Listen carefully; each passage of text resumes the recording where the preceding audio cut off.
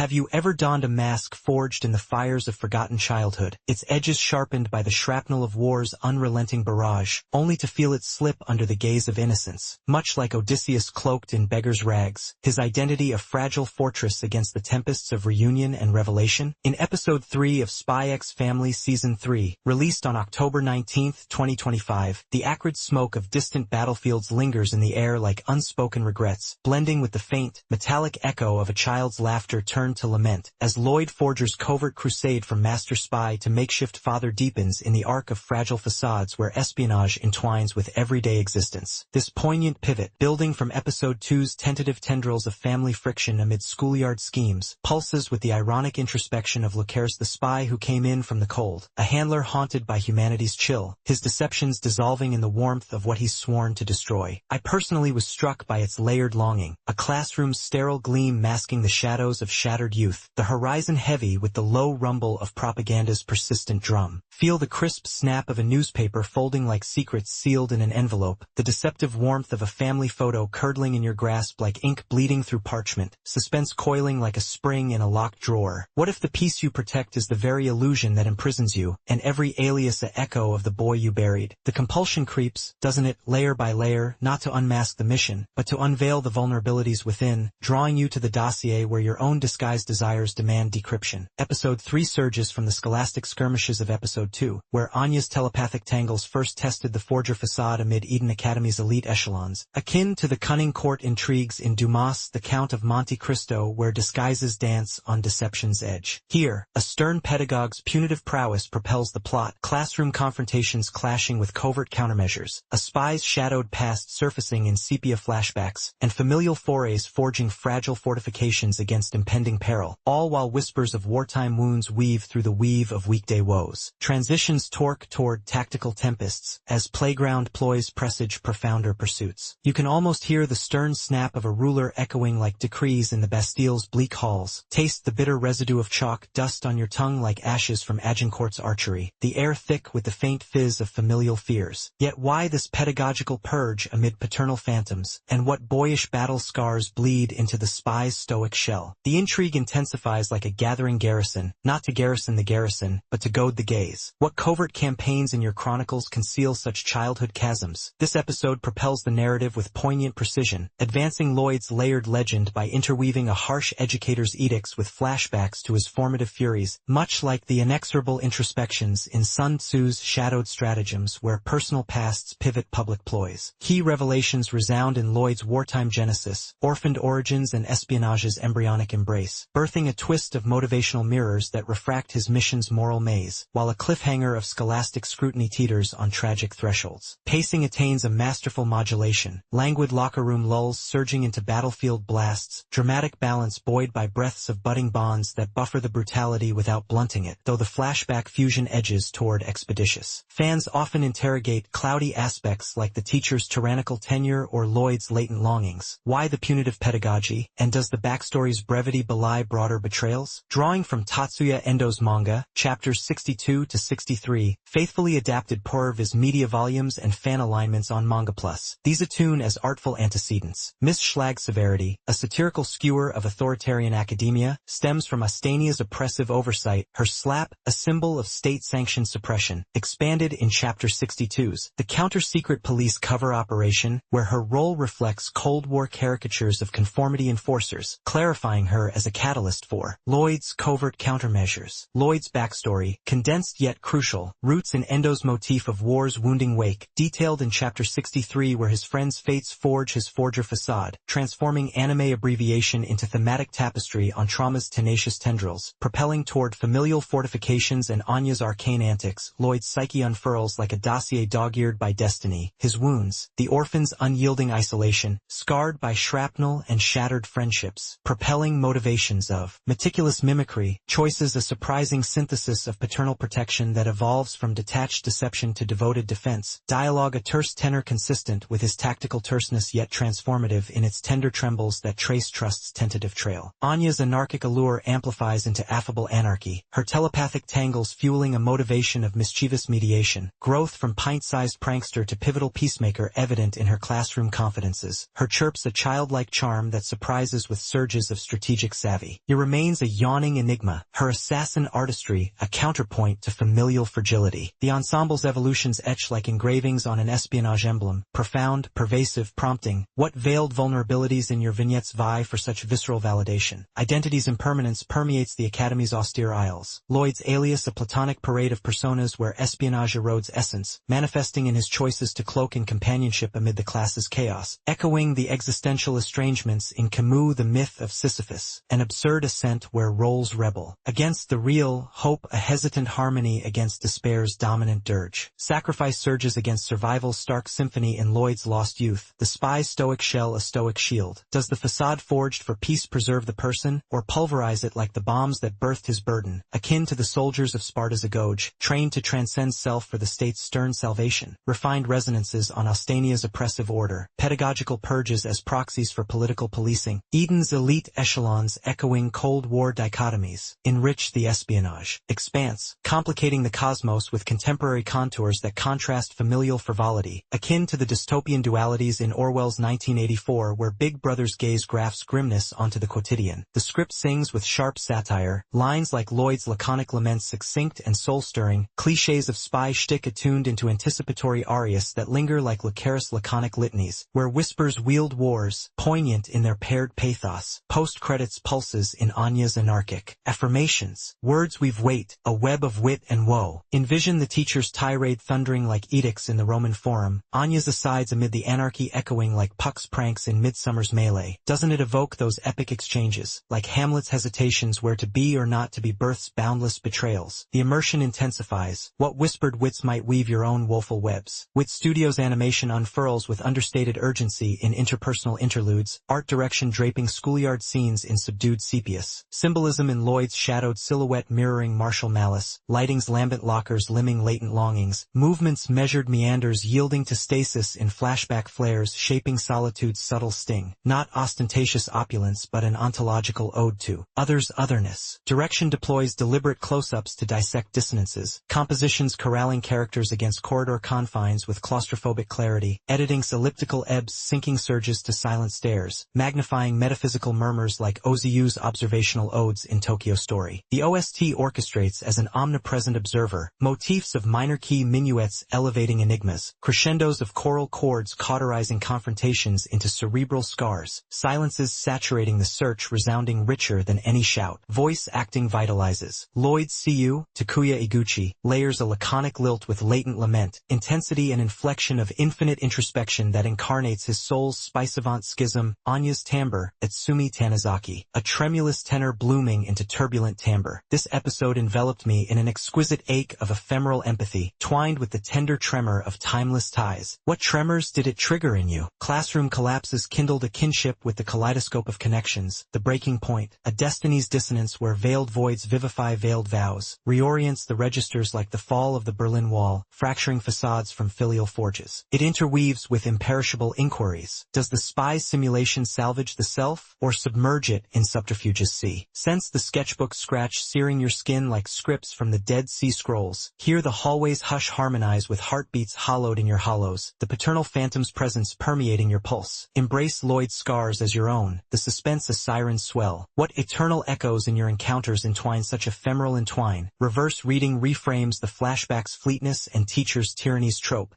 Yet, I didn't like the resolution's rapid repel, which repels without rapturous resonance, though delight for dynamic depictions and dialogic depths dispels these with discerning depth. Episode 3 enchants with espionage elegance and empathetic etchings, resolution's rapidity aside, triumphing as a family fable's evocative entry. I anticipate academic arcs ascending. Yet, as the teacher's tirade tolls in your temples, will you unmask the missions of your myriad masks, or yield to the inexorable intrigue that impels you toward the episode's eternal embrace?